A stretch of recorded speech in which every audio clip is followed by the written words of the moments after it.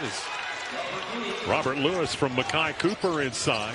Yeah, and then defensively they need to communicate. This is what Grant McCaslin's going to really preach to his guys. That's why Brian and Atwell were added to this team, both 40% three-point shooters for previous stops. And big board right there by Kuntic. The only familiar face for Red Raider fans on the floor there. Christian Anderson wide of the mark on a Doncic and doing some things for that under 18, I think, German team. Here's Leon Horner right to the bucket and scores.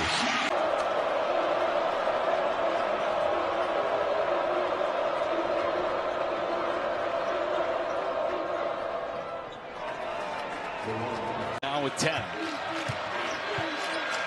One of 4 Illini in double figures. Speaks to the balance. There's Toppin again. Toppin! Oh, boy. Milwaukee did not get off a shot. Yeah, it's a bit of a hectic pace right there. Everybody trying to figure out who's going which way. And Christian Anderson finishes. Out on Smith. He's real good at reading that. Sometimes it's a bounce pass. That time a little hook pass.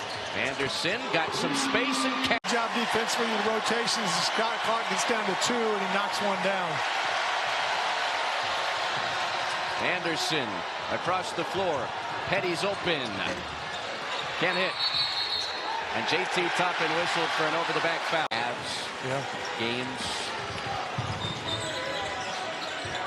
Texas Tech looking for its first point in more than 6 minutes, and Christian Anderson delivers.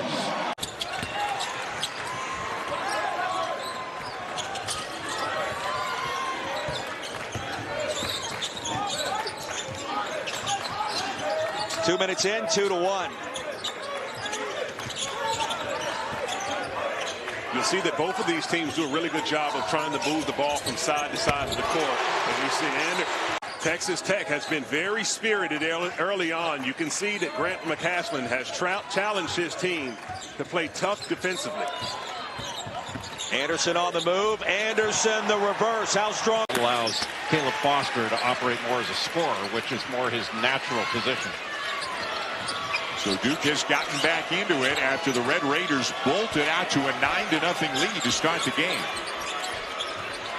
This is Anderson, his second year in the program, and again 7.5 assists per game, and he can score it as well.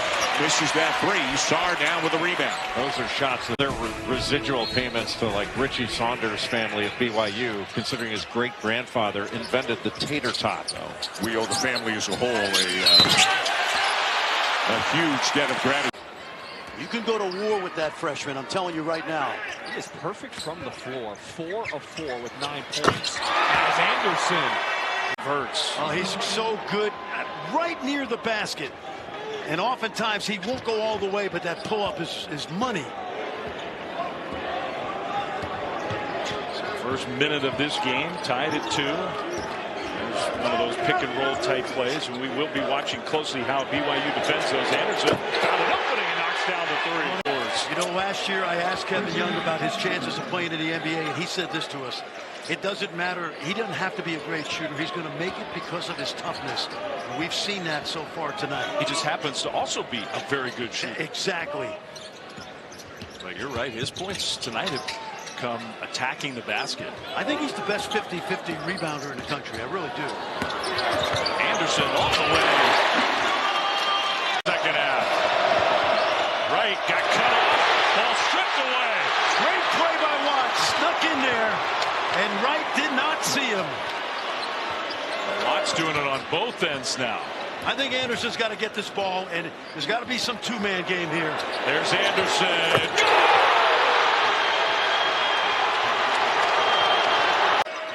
Averaging 28 a game in his last 4.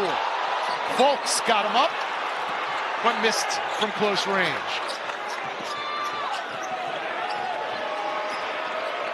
Texas Tech coming in on a season-best 5-game win streak.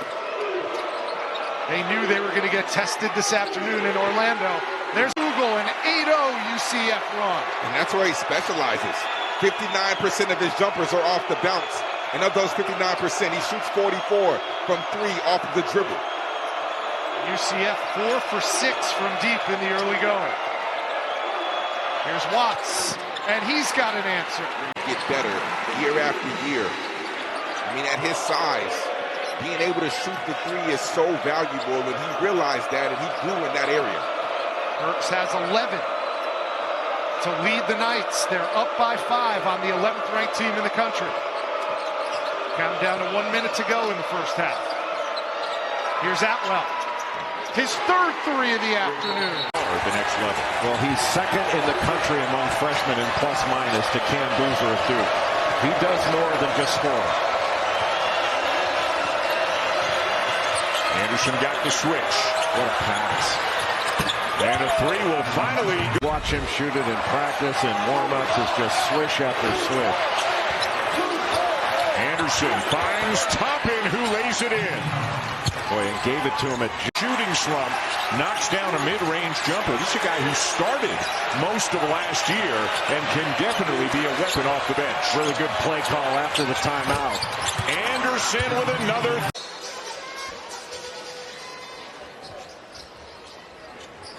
Here's Anderson, a team-high 17 for him. And that one was for Wolford. Oh, nice quick move, a little hesitation, and off the wrong foot, put it in. He caught Christian Anderson just falling asleep a little bit. That quickness surprised him. That's going to be a great matchup all night. Anderson, and knocks it down straight. Illinois the rest of the way. It's not enough there to overturn it.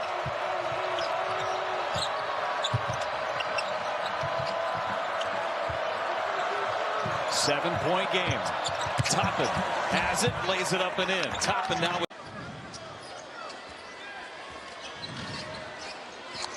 Just hasn't been a game that either team has really been able to get in any kind of rhythm. I credit what Milwaukee's done defensively, and that's a bit of a doubt. There's a lot of respect that you get from everyone, but you definitely feed off of it. When one program's doing good in football, you know, the rest of the teams want to continue to carry the flag. Anderson, rare miss. Basketball. And here comes Watts. 3 minutes remaining.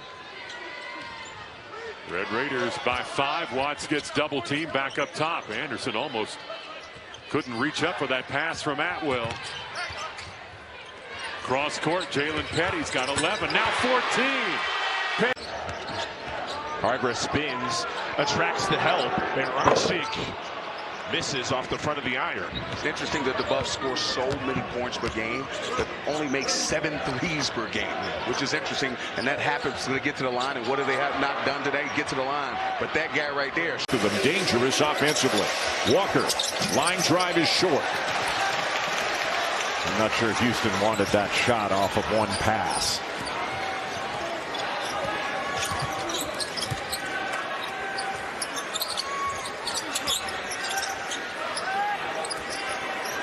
Ball out on the perimeter for the entirety of this possession. Now Anderson gets into the paint. What a pass to Toppin. But is that what you want for your basketball team, trying to focus on business and coming off that win and now playing an unranked team? They trapped Anderson and somehow got it ahead to Toppin. Toppin almost turns it over. Grant McCaslin said they've had 2 of the toughest practices they've had all year, where they just really competed and got after it over the last 2 days. In fact, when it was turnover. And the fans getting annoyed, I would say, with the way things are going for Iowa State right now. Remember, you saw that graphic earlier. Iowa State, the lone remaining undefeated team at home in the Big 12, as Anderson snaps the day, and you switch to Captain Crunch. It is jarring. As we go under the 9-minute mark here in the second half. Anderson swings it inside for Mosley, who jams it home. You want to come to practice? Come to practice. An easy guy to root for as Wake tries to get back to the big dance for the first time in almost a decade. Top floor. This is one that the Red Raiders have done a really good job of limiting his production when he can't come off those curl screens at the top of the key. Not many other answers. Buckley missed them both. Cope back on the floor for New Orleans. Jalen Petty in for the Red Raiders. That's Tyree Bryan. Off the front rim, but Toppin got the rebound. Trying to find a way to go up over Abbas, but floater off the glass and in. 10-5 Cowboys. Toppin at the three-point line. Stopped there by Gores. Back up top to Anderson. Christian with a 3 in the game already. Had 6 against New Orleans. Watts in the corner all by himself. Home white visiting Bears in the dark blue and gold, and the Red Raiders controlling the tip, and here comes Christian Anderson.